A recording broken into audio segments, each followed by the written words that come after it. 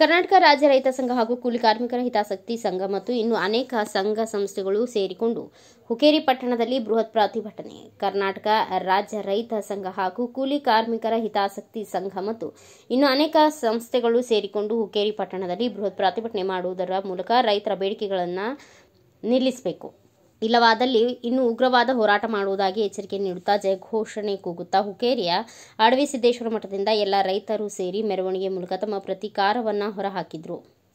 ನಂತರ ಬಸವೇಶ್ವರ ಸರ್ಕಲ್ನಲ್ಲಿ ಎಲ್ಲ ರೈತರು ಒಂದುಗೂಡಿ ತಮ್ಮ ಬೇಡಿಕೆಗಳನ್ನು ಎತ್ತಿ ಹೇಳುತ್ತಾ ಜಯಘೋಷ ಮಾಡುತ್ತಾ ಫ್ಯಾಕ್ಟರಿ ಮಾಲೀಕ ವಿರುದ್ಧ ಮತ್ತು ರಾಜ್ಯ ಸರ್ಕಾರದ ವಿರುದ್ಧ ಕಿಡಿಕಾರಿದರು. ಈ ಸಮಯದಲ್ಲಿ ರೈತರು ಅಷ್ಟೇ ಅಲ್ಲದೆ ಮಾಜಿ ಸೈನಿಕರು, ನ್ಯಾಯವಾದಿಗಳು, ಇನ್ನು ಅನೇಕ ಸಂಘ ಸಂಸ್ಥೆಗಳು ಕೂಡ ಬಂದು ಬೃಹತ್ ಪ್ರತಿಭಟನೆಗೆ ಸಾಕ್ಷಿಯಾದರು. ಈ ಒಂದು ಪ್ರತಿಭಟನೆಯ ಸಮಯದಲ್ಲಿ ಹುಕ್ಕೇರಿಯ ಎಲ್ಲ ಅಂಗಡಿಯ ಮಾಲೀಕರು ಸ್ವಯಂ ಪ್ರೇರಿತವಾಗಿ ಬಂದ್ ಮಾಡಿ ಪ್ರತಿಭಟನೆಯಲ್ಲಿ ಭಾಗಿಯಾದರು.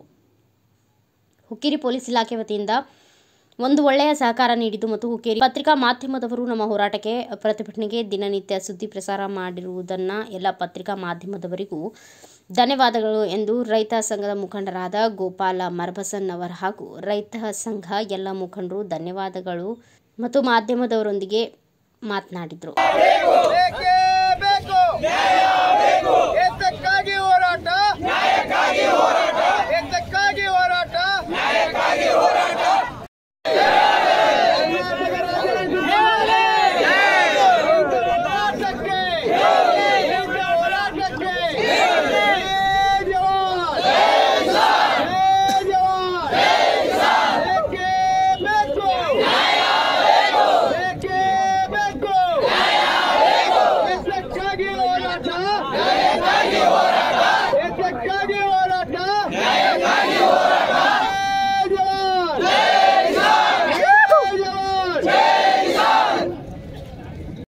ಏನು ನಮಗೆ ಸಹಕಾರ ಮಾಡಿದರೆ ಅವರಿಗೂ ಕೂಡ ಮತ್ತೊಮ್ಮೆ ನನ್ನ ಕೃತಜ್ಞತೆಗಳನ್ನು ಸಲ್ಲಿಸುತ್ತೇನೆ.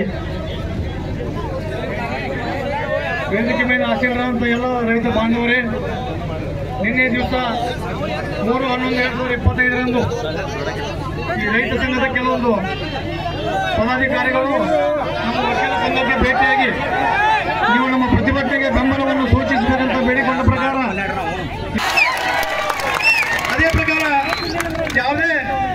ಯಾವುದೇ ರೈತ ಕಾನೂನು ಬದ್ಧವನ್ನು ಹೋರಾಟ ಮಾಡಿದಾಗ ಅವರ ಹಕ್ಕನ್ನು ಕೇಳ್ತಿರ್ಬೇಕಾದ್ರೆ ಅವರ ಹಕ್ಕನ್ನು ಅವರು ಕೇಳೋ ಸಲುವಾಗಿ ಯಾವುದೇ ಪ್ರತಿಭಟನೆ ಮಾಡಿದರೆ ಕೂಲಂಕುಷವಾಗಿ ಯಾವುದೇ ಪಟ್ಟಿ ಕೇಸನ್ನು ಹಾಕಿದ್ರು ಸಹ ಫ್ರೀ ಆಫ್ ಚಾರ್ಜ್ ಆಗಿ ನಡ್ಸಕ್ಕೆ ನಾವು ತಯಾರು. ಯಾವುದೇ ಸಿವಿಲ್ ಕೇಸ್ ಆಗಲಿ, ಯಾವುದೇ ಕ್ರಿಮಿನಲ್ ಕೇಸ್ ಆಗಲಿ, ನಾವು ನಮ್ಮ ವಕೀಲ ಸಂಘ ಸಂಕೇಶ್ವರ್, ಹುಕ್ಕೇರಿ ನ್ಯಾಯವಾದಿಗಳ ಸಂಘ ಎಲ್ಲರೂ ಕೂಡ ಯಾವುದೇ ವಕೀಲ ಒಂದು ಸಣ್ಣ ರೈತರ ಮೇಲೂ ಸಹ ಕೇಸ್ ಹಾಕಿದ್ರು ಕೂಡ ನಾವು ಫ್ರೀ ಆಫ್ ಚಾರ್ಜ್ ಆಗಿ ಆ ವಕೀಲ ಕೇಸನ್ನು ನಾವು ನಡೆಸೋಕೆ. ಹಾಗಾಗಿ ಈಗ ಮಾಡಿದಂತ ಹೋರಾಟ ಇನ್ನೂ ಹೆಚ್ಚಿನ ಪ್ರಮಾಣದಲ್ಲಿ ತಾವು ಮಾಡಬೇಕು. ಎಲ್ಲಿವರೆಗೆ ತಮಗೆ ನ್ಯಾಯ ಸಿಗೋದಿಲ್ಲ ಅಲ್ಲಿವರೆಗೆ ನೀವು ಹೋರಾಟವನ್ನು ನಿಲ್ಲಿಸಬಾರದು. ಇಲ್ಲಿ ಪಕ್ಕದ ಜಿಲ್ಲೆ ಕೊಲ್ಲಾಪುರದಲ್ಲಿ ಟನ್ ಕಬ್ಬಿಗೆ 3,700 ರೂಪಾಯಿ ಕೊಡ್ತಾರೆ. ಅದೇ ಪ್ರಕಾರ ನಮ್ಮ ಜಿಲ್ಲೆಯಲ್ಲಿ ಯಾಕೆ ಕೊಡೋದಿಲ್ಲ? ಇದು ನಿಮ್ಮ ಹಕ್ಕಿನ ಪ್ರಶ್ನೆ. Bureau report Shivaji N Baleshkol, Bharat Vaibhav news, Hukkeri.